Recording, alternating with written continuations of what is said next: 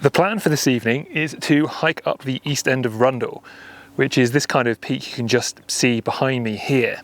And I'd argue that that is actually one of the best locations for sunset photography in the whole of Canmore.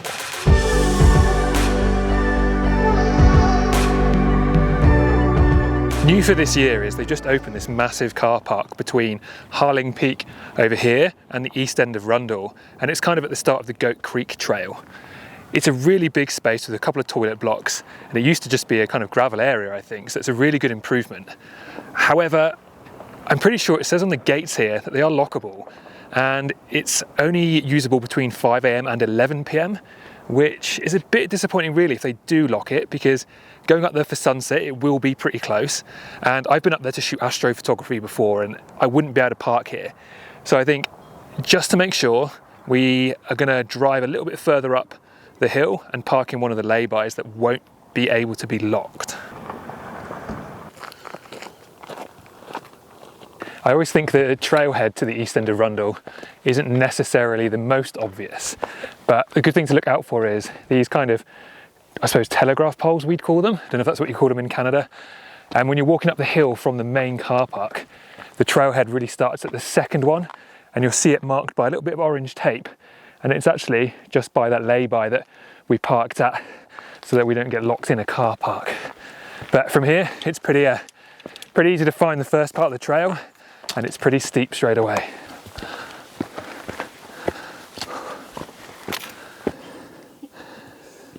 You'll notice that as you come out of the main part of the forest, the thicker woods, the trail becomes a little bit harder to read. So you do need to be paying attention. But we're not actually far from a really good viewpoint.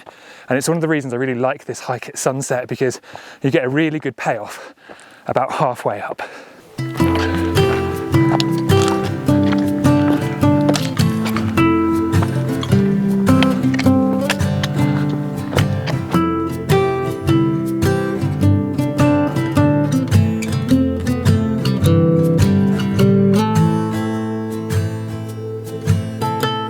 So this is kind of the first major photo spot on that hike up from the car park.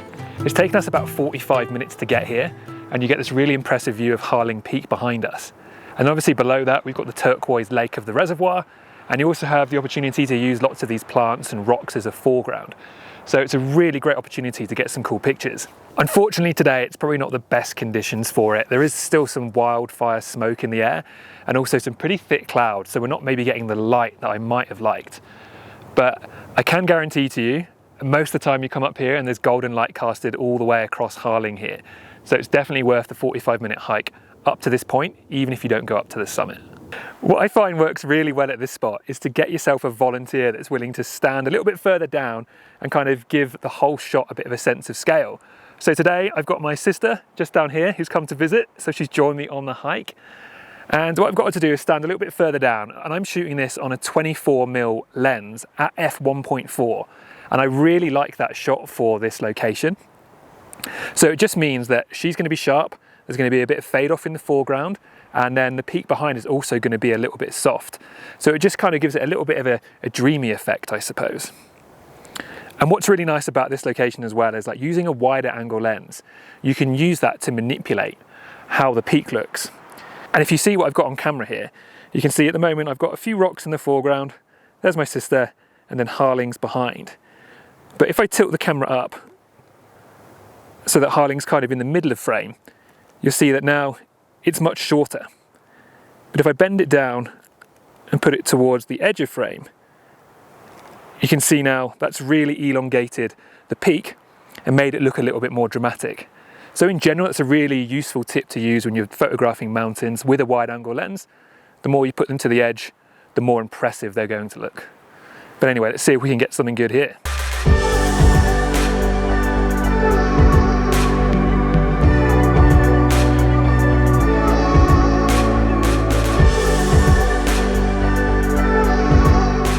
One other thing about this spot as well is at the right time of the year, the Milky Way lines up really nicely just over the top of the peak.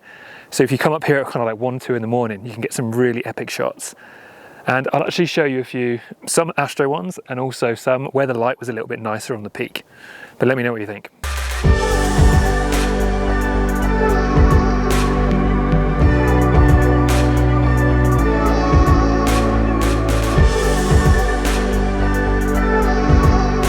good to take a good little rest, kind of probably not quite halfway up, and take some good pictures. But now it's onward and upward, and the trail does get a little more technical a bit later on. So keep that in mind. It's not a straightforward walk, this one.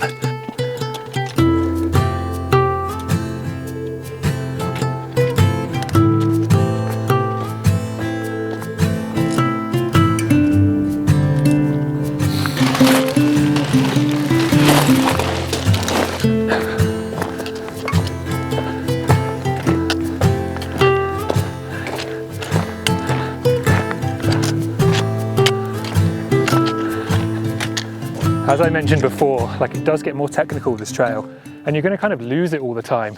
Like, even we've kind of walked on little sections that you're not sure if it is the trail, and then you rejoin the trail and it becomes more obvious. So it's definitely an advantage if you've been up here before. Like, it's very easy to get lost on the way down if you don't know the trail very well. So if you're planning to come up here for a sunset, it really is advisable that you come with someone who's been before or knows it well. But it's also worth mentioning that this really is a step up from Harling, that mountain that we were photographing earlier on. Like, that trail is wide, it's maintained, it has steps and handrails. So if you're going from Harling and fancy East End of Rundle as your next challenge, be aware that it is route finding. There's a lot of scree, it's a bit tougher, it's a bit steeper, and there is even some scrambling where you might need to use your hands. So don't come into the trail just thinking it's going to be another Harling peak, but just be prepared and be aware. But anyway, we've got a little bit further, and then there's more scree to come. How are you going? Okay, very tired. The scree is pretty relentless kind of towards the end here. So it's steep, and that kind of, you know, it's the scree that's not that deep that's the worst. It's kind of slippery, so it's almost like a one step forward, or two steps forward, one step back kind of scenario. But the peak is just up here, just got that one kind of scree field to get through, and then we should be rewarded with some pretty epic views. Not that they're anyway bad already. And this is the last little section of the hike here, and it's kind of more of a scramble, so you need to kind of know what you're in for when you're coming up at the East End of Rundle. If you're not comfortable kind of scrambling and maybe having a little bit of exposure and a little bit of risk, then maybe stop at that first point and get your sunset there and then head on back down. But it's always good fun, stuff like this.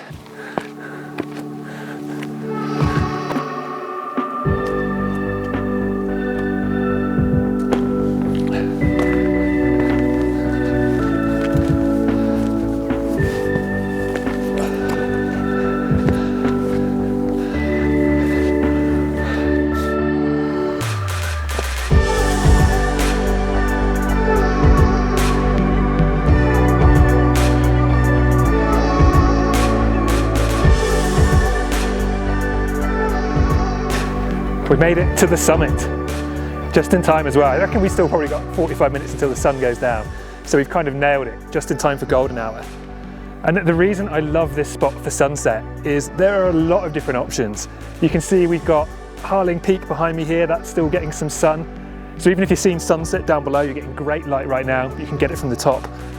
We've got the town of Canmore below us as well. Little parts of the river and the road down there light up. And then you've got so many different layers over this side as well. The sun actually sets kind of behind us here, and then there's layers upon layers upon layers of mountains behind there. So truth is, it's time to get out the long lens and just grab loads and loads of shots all over the place as the sun comes down.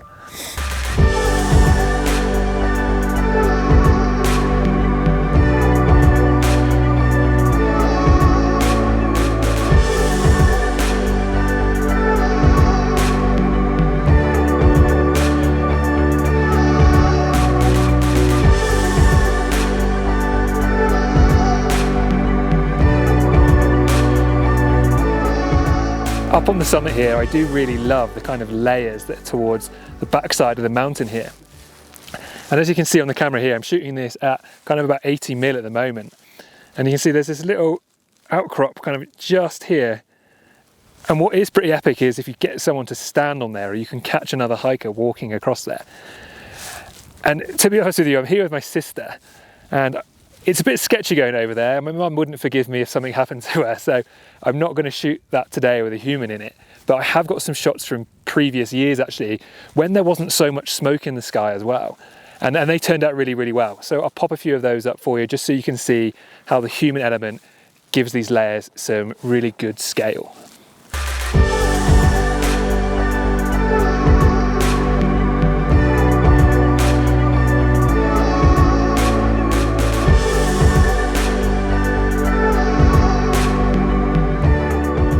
And as always, the best light showed itself after I put my camera away.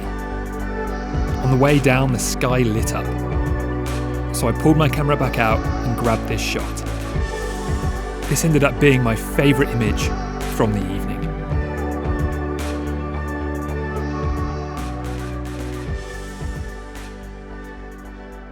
I thought it might kind of be interesting for a few people to kind of hear how my sister went on this hike, because she's come out to visit me in the Canadian Rockies. I mean, you're a professional dancer, so you're obviously pretty athletic and in good shape, but you haven't hiked a crazy amount in the Rockies. No. So what did you think of this hike, kind of steepness, exposure and kind of stuff like that? Yeah, it was tough. The last bit especially was very tough. Yeah, a bit scrambly, a bit scary at times for someone who's not used to it, and hard on the calves and legs. No, it's all fair enough.